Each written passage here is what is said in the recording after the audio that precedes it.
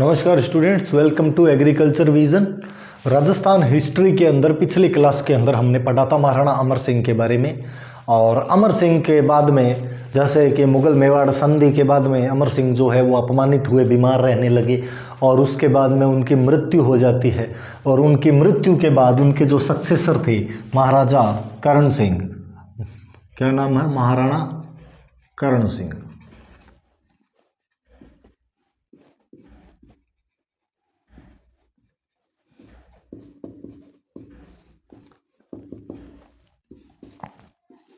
जैसे 1620 के अंदर डेथ होती है और 1620 के अंदर कोरोनेशन होता है। Coronation took place in 1620 and reign period was 1620 to 1628। ये इनका रूलिंग पीरियड था। और इनके लिए जब इनका कोरोनेशन होता है उस समय Jahangir, who was the ruler at that time, Jahangir sent farman and खिलअत।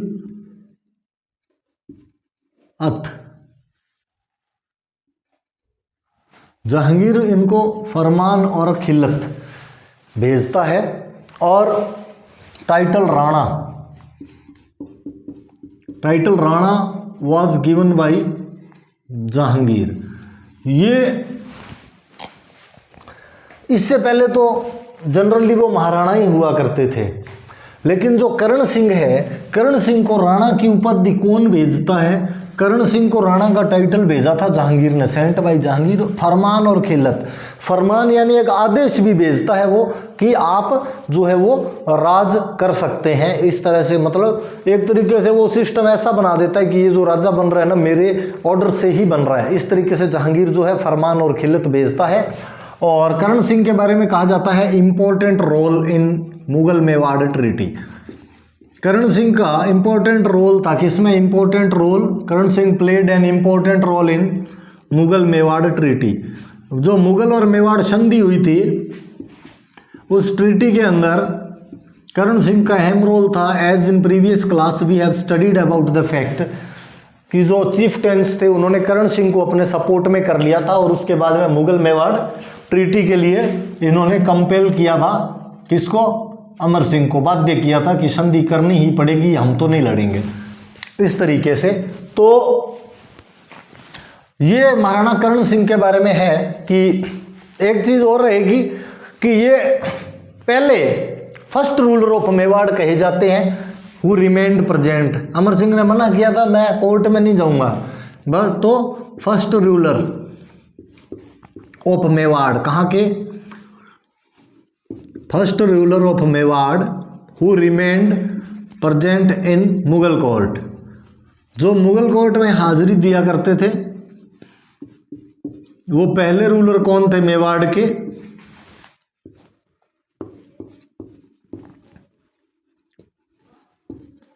Maharana Karan Singh. पहले ऐसे रूलर जो मुगलों की, जिन्होंने पूरी तरह से अधीनता स्वीकार कर ली थी। और first ruler who got title of Rana from Mughals. Title of Rana भी इनको किससे मिला था? मुगल से। तो इन दो चीजों का जो रिकॉर्ड है वो इनके नाम है। अगर ये पूछा जाता है who was the first ruler who received title of Rana from Mughals, तो ये भी करण सिंह है। Who was the first ruler of Mewar who remained present in Mughal court, तो ये भी आपके महाराणा करण सिंह हैं। Okay. He started construction of Jagmahal. जो जगमहल है, इनका प्रिंस था जगत सिंह, उसके नाम पे इन्होंने स्टार्ट किया था। जगमहल का निर्माण कार्य है, ही स्टार्टेड कंस्ट्रक्शन ऑफ जगमहल। जगमहल का कंस्ट्रक्शन जो है वो शुरू करने वाले करण सिंह थे। करण सिंह के बारे में कहा जाएगा ही स्टार्टेड कंस्ट्रक्शन ऑफ जगमहल। इन्होंने शुरू किया था but completed by Jagat Singh first. लेकिन पूर्ण किसने किया था? But completed by Jagat Singh first.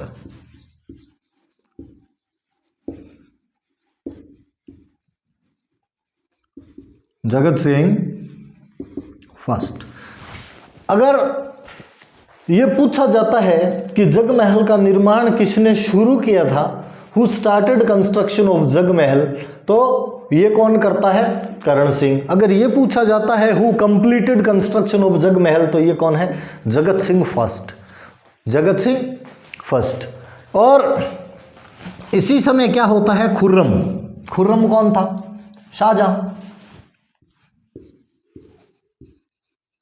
इसी समय आप लिखते हैं Khurram had a rebellion. Khurram विद्रोह कर देता है अगेंस्ट हिज फादर।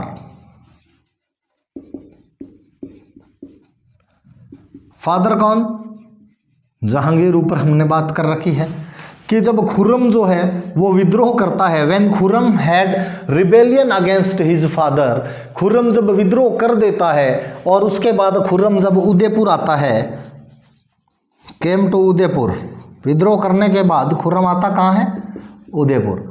और उदयपुर में उसको जो है वो जगमहल में ठहराया गया था, ध्यान रखना, स्टेड इन जगमहल। और ये जगमहल है कहाँ,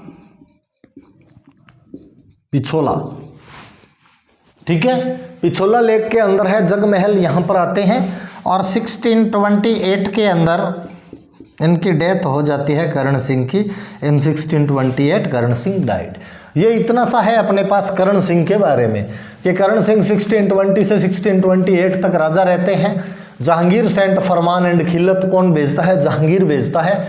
टाइटल राणा का भी इनको मुगलों की तरफ से लेने वाले ये पहले थे मेवाड़ के रूलर, और ये वो पहले रूलर रहे मेवाड़ के जो प्रेजेंट रहते थे मुगल कोर्ट के अंदर। और खुर्रम को इन्होंने ठहराया था, कहाँ पर ठहराया था, जगमहल के अंदर ठहराया था, पिछोला में है। पिछोला में जगमहल, और जगमहल का निर्माण शुरू कौन करता है, कंस्ट्रक्शन शुरू करते हैं करण सिंह, और कंस्ट्रक्शन फिनिश कौन करता है, कंप्लीट कौन करता है, जगत सिंह फर्स्ट। 1628 के अंदर इनकी मृत्यु हो जाती है। इसके बाद में इनके प्रिंस का नाम क्या था, जगत सिंह फर्स्ट। तो नेक्स्ट किंग कौन हो गए, Jagat Singh first. Next ruler कौन रहते हैं, नेक्स्ट रूलर हैं Jagat Singh first.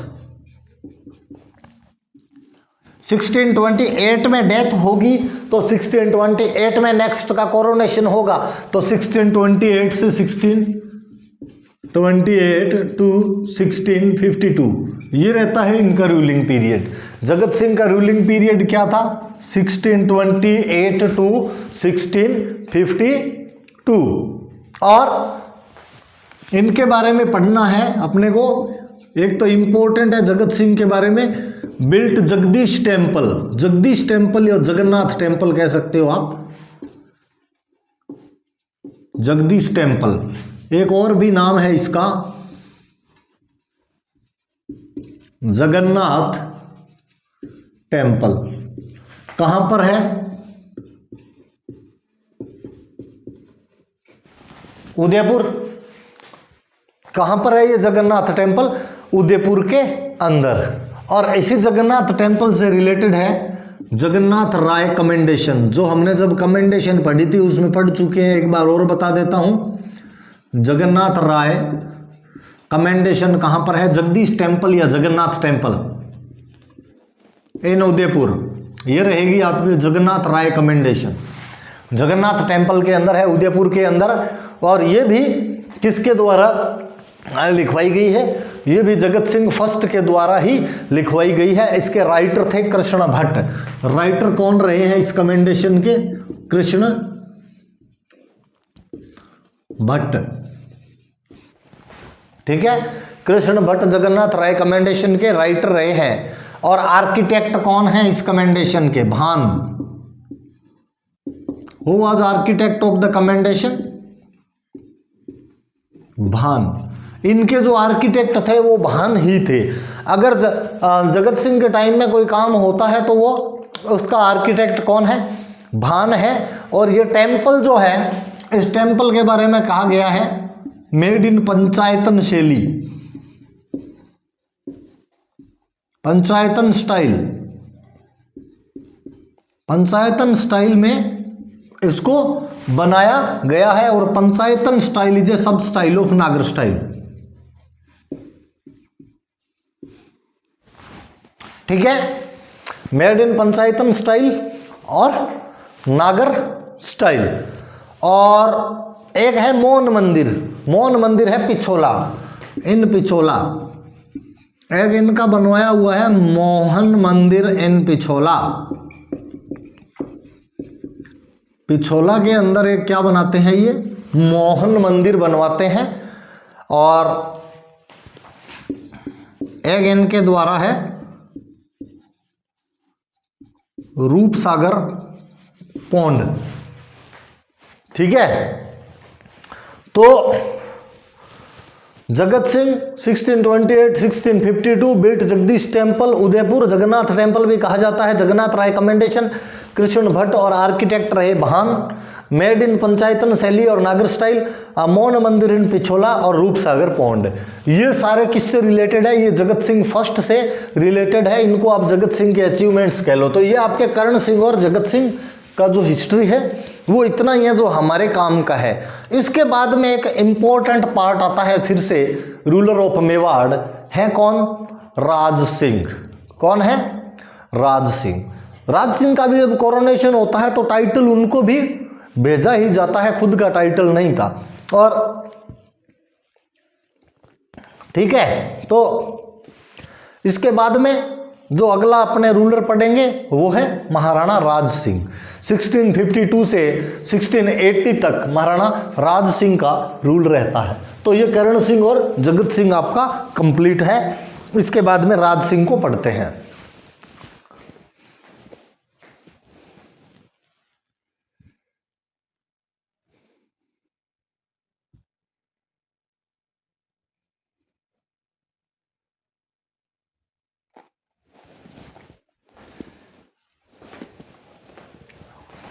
Next one is Maharana Raj Singh. Again A important part of Mewar history.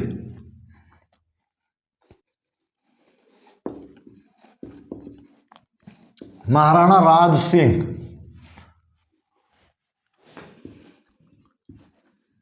1652 to 1680।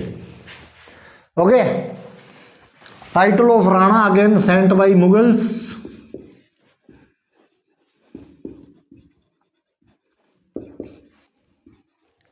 Title of Rana इनको भी कौन भेजता है, मुगल्स। तब तक मुगलों को आदत पड़ गई थी टाइटल भेजने की, कि यहां से जो भी बनेगा टाइटल अपने ही भेजना है। ठीक है, तो टाइटल ऑफ राणा भेजा जाता है।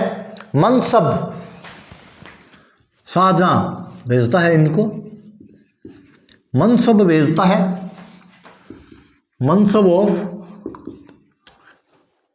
5000 जाताज एंड 5000 सवार्स। ये मनसब भी इनको भेजा जाता है। ये एक इंपॉर्टेंट क्वेश्चन है। टाइटल ऑफ राणा यहां पे किस कौन भेजता है, शाहजहां। अमर सिंह को कौन भेजता है,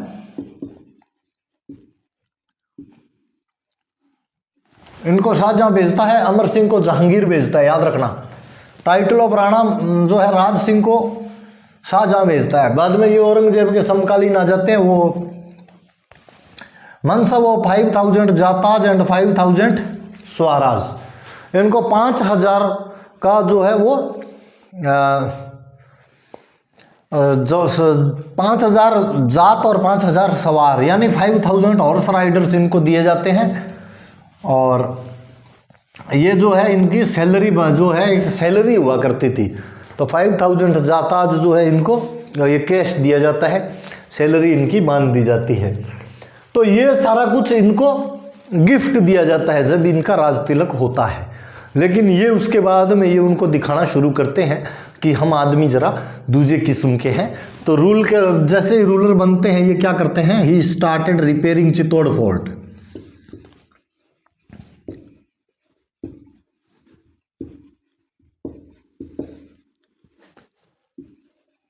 रूलर बनते ही चित्तौड़ वाले फोर्ट की रिपेयरिंग शुरू करते हैं। And it creates loose motion among Mughals, और इससे मुगलों में थोड़े लूज मोशन की शिकायत होती है कि भाई ये क्या कर रहा है, चित्तौड़ वाले फोर्ट की मरम्मत कर रहा है, इसका मतलब इस आदमी से खतरा है। And Mughals took it as, और मुगल्स इसको क्या समझते हैं, जैसे ही रिपेयरिंग शुरू होती है Mughals took it as contempt of Mughal Mewar treaty. Mughals मानते हैं इसको कि ये जो है अपनी जो ट्रीटी है मुगल मेवाड़ वाली उसका उल्लंघन हो रहा है।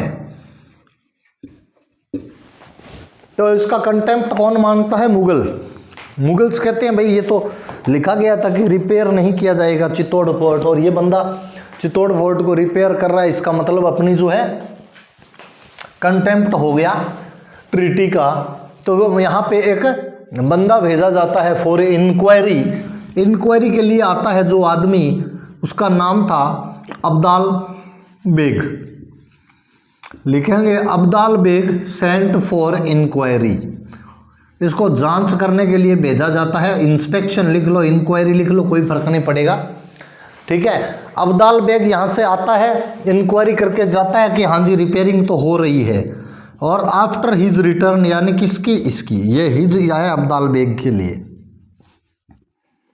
और जैसे ही अब्दाल बेग वहाँ पर वापस पहुँचता है, एक मिनिस्टर था उनका शादुल्ला खान, उसको भेज दिया जाता है,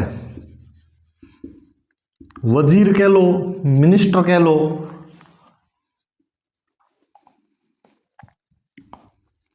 Saadulla Khan sent to Chittor with, कितनी आर्मी आती है, 30,000 सोल्जर्स।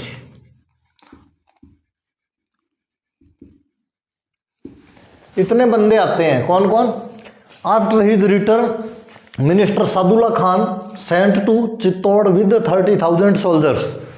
सादुल्ला खान वहां पहुंचता है, किस लिए आता है, टारगेट क्या था, टू डिस्ट्रॉय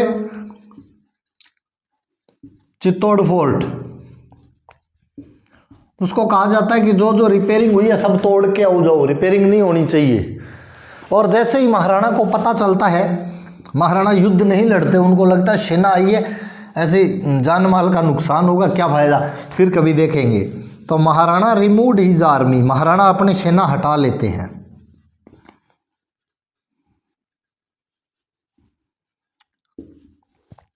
महाराणा अपनी सेना वहां से हटा लेते हैं, ऐसा समझते हैं ही। इसमें यह दिखा जाएगा he didn't find appropriate time or appropriate chance to fight, वो मानते हैं ये मौका सही नहीं है। और जो आर्मी आती है वो क्या करती है,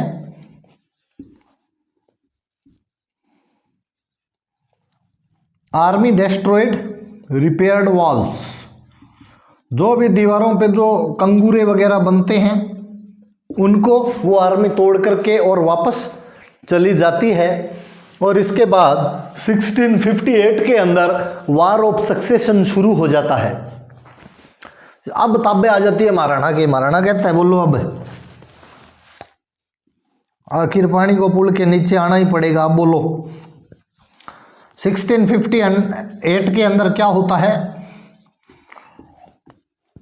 वार ऑफ सक्सेशन बिगिन, एक उत्तराधिकार युद्ध शुरू हो जाता है सन्स ऑफ शाहजहां, किसमें, सन्स ऑफ शाहजहां। मेन कौन कौन थे, मेन इसके अंदर औरंगजेब और दारा थे, ठीक है। शाहजहां की ऐसी थिंकिंग थी कि मेरा जो सक्सेसर है, हायर है, वो दारा होना चाहिए, लेकिन औरंगजेब ऐसे मानता था कि अच्छा वॉरियर मैं हूं। तो यहाँ पे महाराणा को दोनों ही इनवाइट करते हैं, दारा, शुजा, मुराद और औरंगजेब, इनके मध्य ये युद्ध होता है जो वार ऑफ सक्सेशन वाला है। और ये सक्सेशन वाले भी इनके बीच में जो है वो अलग अलग युद्ध होते हैं, उनके बारे में भी अपने पढ़ेंगे कि सारे कितने वार थे सक्सेशन वाले। और यहाँ पर जब 1658 में ये शुरू होता है तो दारा एंड औरंगजेब, कौन कौन, दारा एंड औरंगजेब, ये दोनों इनवाइट करते हैं, इनवाइटेड राणा, दोनों के दोनों राणा को इनवाइट करते हैं कि राणा आइए और हमारी तरफ से लड़िए। लेकिन राणा इस समय लड़ना उचित नहीं समझते, but Maharana stayed neutral. Both invited Rana but Rana stayed neutral, यानी राज सिंह जो है वो न्यूट्रल रहते हैं, कुछ भी नहीं करते, किसी की भी तरफ से नहीं लड़ते। और Dara and Aurangzeb both invited Rana but Rana stayed neutral. Rana कहते हैं जी हम तो किसी की मदद नहीं करेंगे, एक बार देखते हैं, है ना। राणा की बुद्धि काम कर जाती है कि कुत्ते को कुत्ता खा रहा है, अपने क्यों छुड़ाएं, वे आपस में लड़ रहे हैं तो अपने क्यों ऐसे फालतू में जाके और पंगा लें। हालांकि यहाँ पे राणा क्या करते हैं, ही गोट एडवांटेज, वो लाभ उठाते हैं किसका, या राणा गोट या टूक कुछ भी लिख लो, राणा गोट एडवांटेज या राणा टूक एडवांटेज ऑफ। उस समय क्या होता है, मिस एडमिनिस्ट्रेशन हो रहा होता है, वहाँ पर जो प्रशासनिक व्यवस्था है वो भंग हो जाती है क्योंकि दोनों आपस में लड़ रहे थे। तो राणा जो है वो मिस एडमिनिस्ट्रेशन का लाभ उठाते हैं, और लाभ उठा करके राणा क्या करते हैं, राणा ऑर्गेनाइज्ड ए टीका रेस, एक टीका दौड़ का आयोजन करते हैं वो, टीका रेस। और इस टीका रेस के बहाने वो कुछ मुगलों के जो ठिकाने थे, स्टेशंस थे, उनको लूट लेते हैं। ही लूटेड मुगल स्टेशंस थ्रू टीका रेस।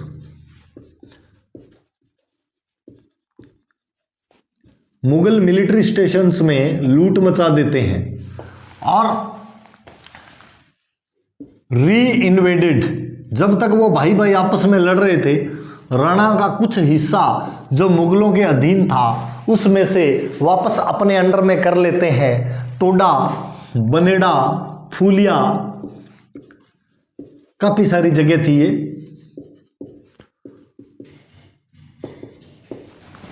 टोडा, बनेड़ा, फूलिया, मांडल, दरीबा और भी कई सारी जगह थी, वो सारी केकड़ी वगैरह सारी की सारी अपने अंडर में वापस कर लेते हैं। फूलिया होता है, दरीबा होता है, केकड़ी, सावर और मांडल, ये जगह राणा वापस उनसे जीत लेते हैं। ठीक है। और ये जो पार्ट्स थे वो कौन से थे, lost parts of Mewar.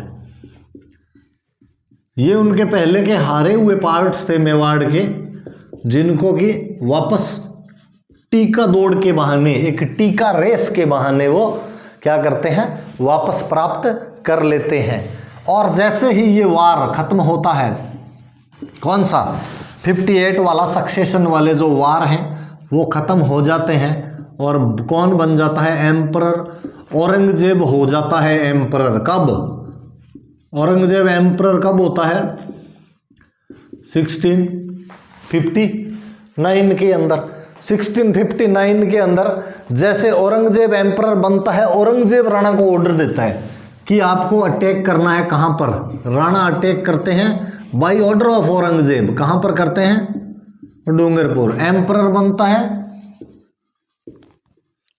Ordered Rana, Rana को आदेश देता है कि आप यहाँ पे अटैक कर सकते हैं, और राणा अटैक कर देते हैं डूंगरपुर, बांसवाड़ा और देवलिया।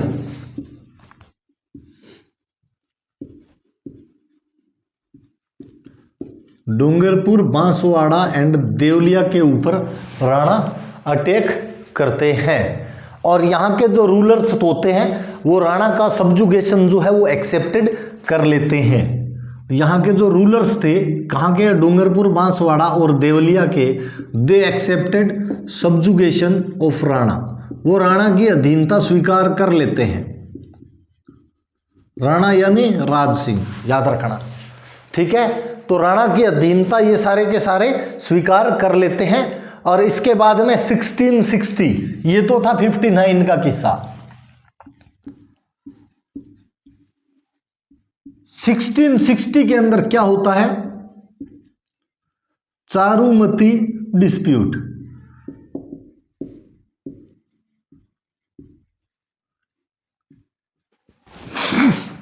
चारुमती डिस्प्यूट क्यों होता है? There was a princess of Rupnagarh. Princess का नाम क्या था? चारुमती। कहाँ की थी princess? Rupnagarh. And Rupnagarh was in state, कौन सा था रूपनगढ़ का? किशनगढ़। तो ये एक प्रिंसेस चारुमती जो कहाँ की थी? रूपनगढ़ की। और इससे पहले एक छोटा सा विवाद और होता है। ये अपन ने एक पढ़ा था, जब अपने एक एसेसिनेशन पढ़ रहे थे मोकल का, तो वहां पर अपने पढ़ते हैं एक जगह जिलवाड़ा, और जिलवाड़ा के पास में है रूपनगर, राइट। जिलवाड़ा के पास में रूपनगर है, वहां की भी एक प्रिंसेस होती है चंचल कुमारी।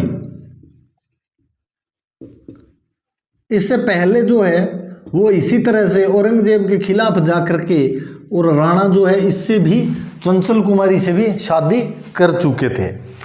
उसके बाद में आती है प्रिंसेस रूपनगढ़, जो किशनगढ़ की थी। नाम क्या था प्रिंसेस का? नाम था चारुमती। और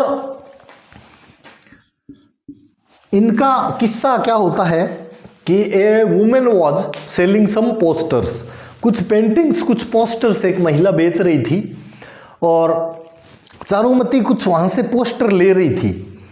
और चारुमती ने ऐसा सुन रखा था कि औरंगजेब नाम का कोई एक बादशाह है, और वो जैसे ही कोई हिंदू जो राजा हैं उनकी अगर सुंदर राजकुमारी देखता है तो तुरंत उससे निकाह कर लेता है, फिर चाहे वो माने या उसको जबरदस्ती करनी पड़े।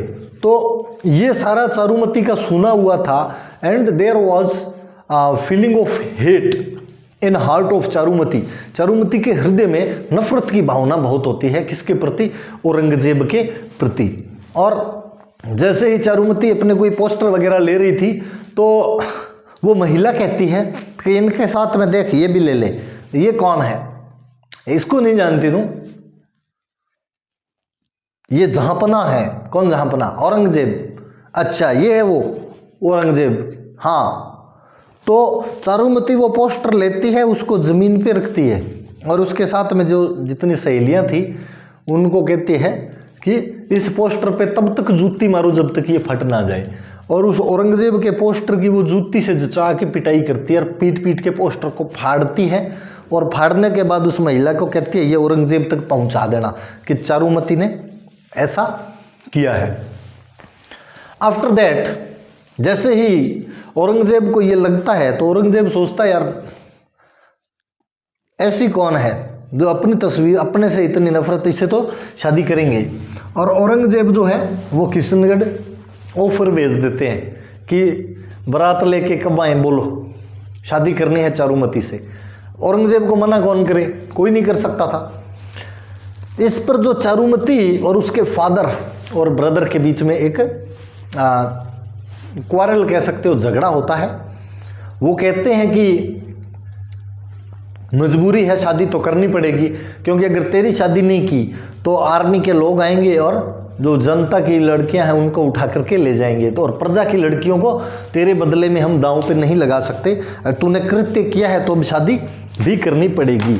इस पर चारुमती ने ये सुन रखा था कि एक आदमी है, और इसका डिक्लेरेशन था। किसका डिक्लेरेशन? क्या था डिक्लेरेशन? किसका था? राज सिंह का। राज सिंह का क्या डिक्लेरेशन था? If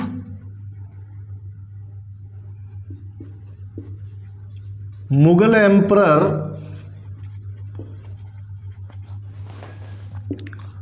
force any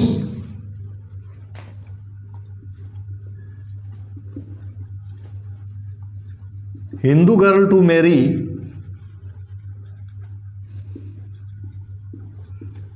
she can seek for help. Rana ने ये कह रखा था अगर मुगल बादशाह या कोई भी मुगल सल्तनत का कोई भी व्यक्ति अगर ज़बरदस्ती किसी हिंदू लड़की से शादी करे तो वो लड़की अगर मुझे मदद के लिए बुलाए तो मैं तैयार हूँ। और ये चारुमती ने सुना था।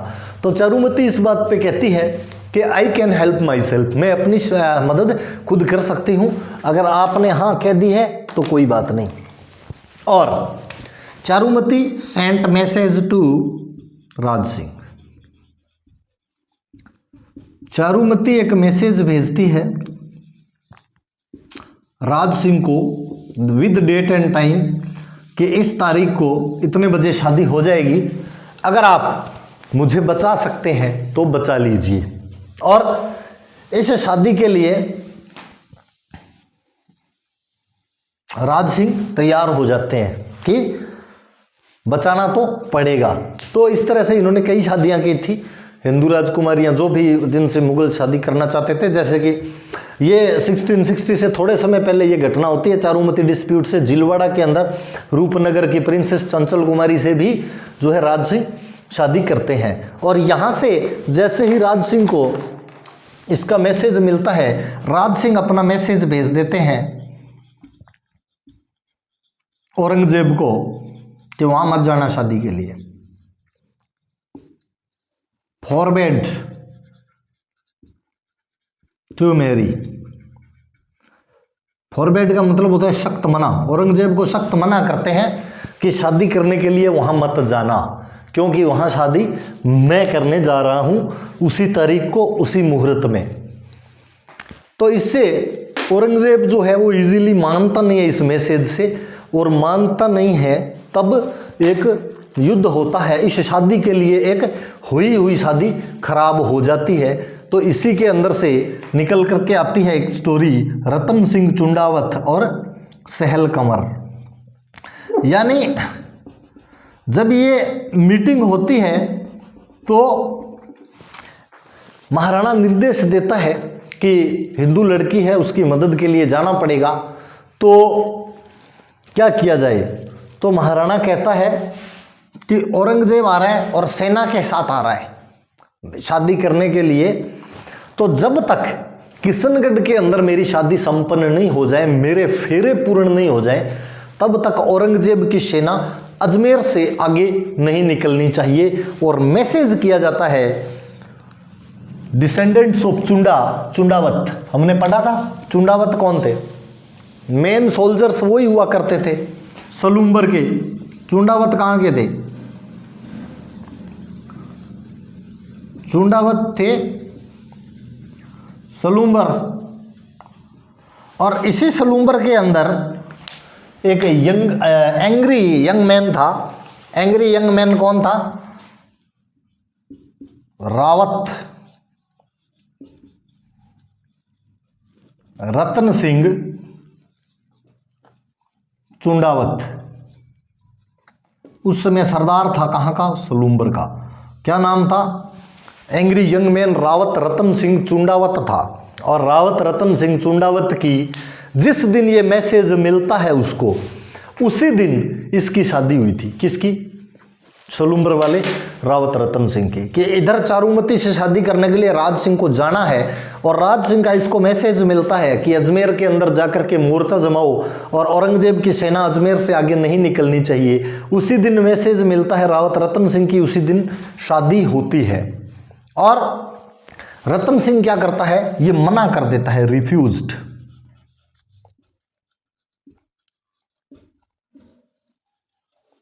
ये मना कर देता है। तो इनकी जो रानी थी सहल कंवर, वो कहाँ की थी, बूंदी। और बूंदी में कौन थे, हाड़ा, इसलिए उसको हाड़ी रानी कहा गया है। हाड़ी रानी लिखते हैं ना, हाड़ी रानी सहल कंवर, ये नाम दिया गया है। तो इसके अंदर क्या होता है कि ये मना कर देता है। मना करने के बाद में इसकी जो रानी थी हाड़ी रानी, ये इसको इंस्पायर करती है, कहती है कि नहीं ऐसा नहीं करना, लड़ना तो पड़ेगा। और किसी तरह से इसको मना करके, मोटिवेट करके और रतन सिंह चुंडावत को तैयार करके और रानी भेजती है कि वहाँ पर आप जाइए, ठीक है। और जैसे ही रतन सिंह चुंडावत निकलता है युद्ध करने के लिए, और जाते समय रतन सिंह चुंडावत ये चाहता है कि इंस्पिरेशन के लिए, कि घर पे मेरा कोई वेट कर रहा है, ऐसा मेरे को इंस्पिरेशन मिले, और इसके लिए वो रानी से एक टोकन ऑफ लव, एक निशानी मांगता है और एक सैनिक को भेजता है कि रानी से मेरे लिए एक निशानी लेकर के आओ। When Ratan Singh asked for a token of love and a soldier reached to Sahel Kamar, एक सोल्जर जब सहल कंवर के पास पहुंचता है और सहल कंवर को फिर ये फील होती है कि जो राजा मुड़ मुड़ के मेरी तरफ देख रहा है, जो रतन सिंह चुंडावत मेरी तरफ मुड़ मुड़ के देखता हुआ जा रहा है, ऐसा ना हो कि कहीं उसके कैरियर पे ये दाग लग जाए कि एक लुगाई की सुंदरता की वजह से एक रतन सिंह चुंडावत जो है युद्ध भूमि में हार गया था। और ये क्या करती है, कट ऑफ हर हेड, अपना सर काट देती है, अपने आप अपना सर काट देती है एज ए टोकन, एक निशानी के तौर पे ये क्या करती है, अपना सिर काट करके दे देती है। इसके बाद में इतिहास के जो काव्य हैं उनमें लिखा है कि रतन सिंह जो है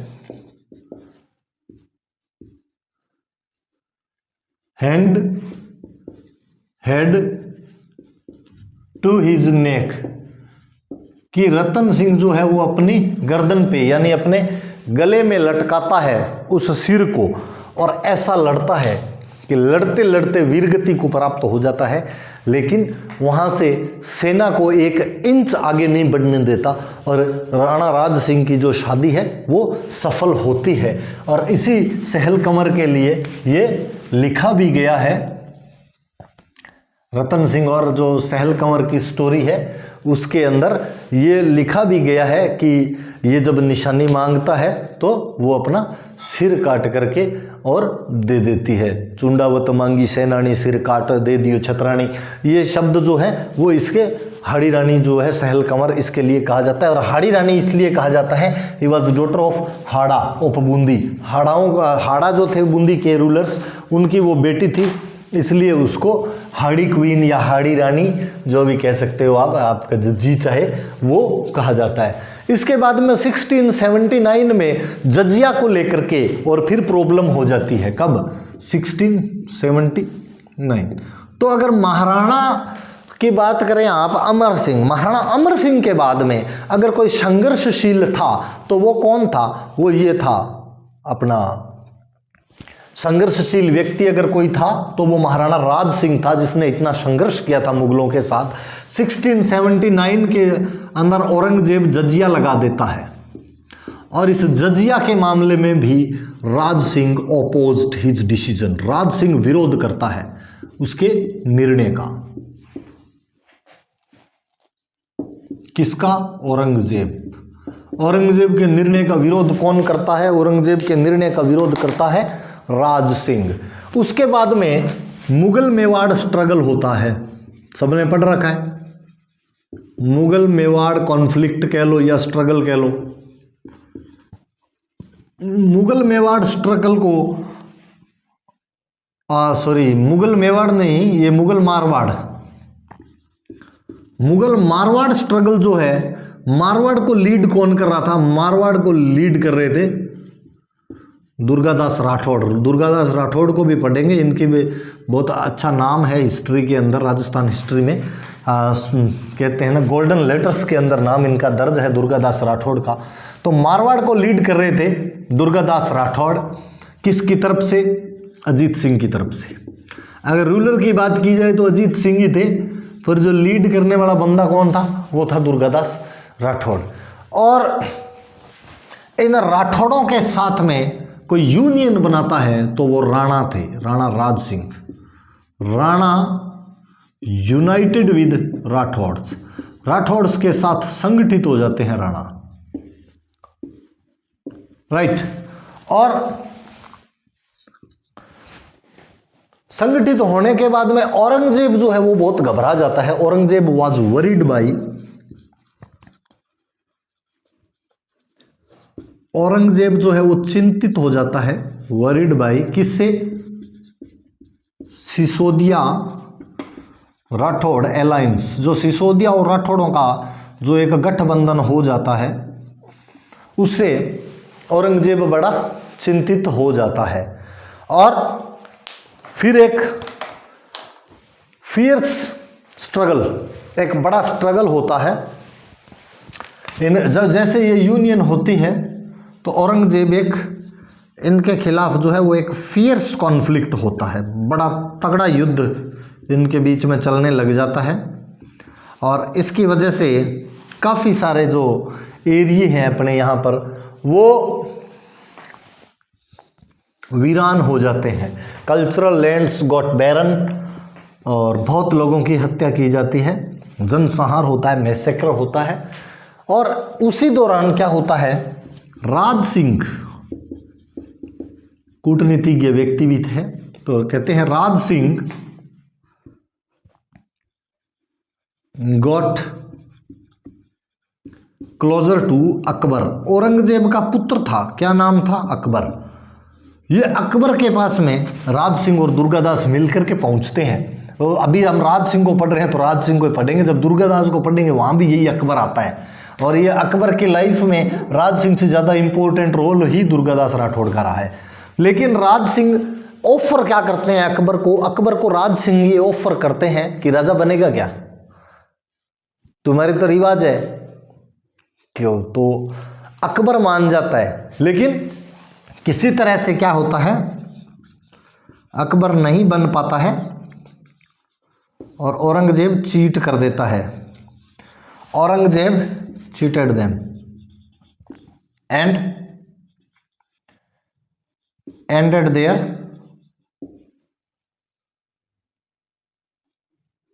फ्रेंडशिप, उनकी दोस्ती को किसी भी तरह से करके और उनमें दरार डाल देता है, खत्म कर देता है। लेकिन फिर भी याद किया जाता है जो महाराणा राज सिंह को, कि महाराणा राज सिंह एक बहुत ब्रेव फियर्स वॉरियर होते हैं। और अमर सिंह के बाद में ये दो महाराणा और निकल जाते हैं, अमर सिंह का बेटा और पोता, दोनों चले जाते हैं। फिर ये पड़पोता है अमर सिंह का, जो इतना खतरनाक निकलता है कि मुगलों के एक बार फिर से धुआं दे देता है। तो अगर कोई वॉरियरशिप को अमर सिंह के बाद में वापस जिंदा करता है, कोई योद्धा वाली जो क्वालिटी है मेवाड़ियों की, उसको अगर कोई जिंदा करता है तो करता कौन है? वो बंदा है Maharana Raj Singh. Okay, thank you, have a nice day.